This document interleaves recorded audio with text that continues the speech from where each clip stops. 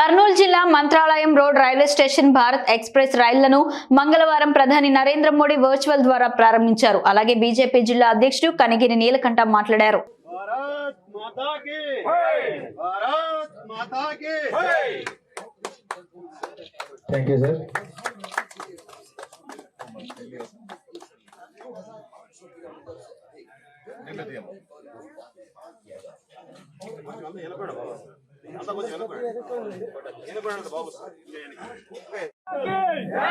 भारत माता की वंदे भारत जय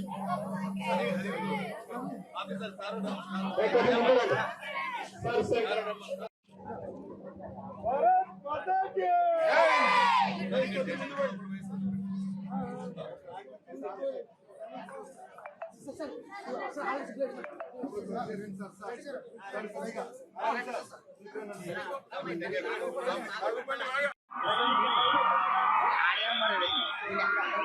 राना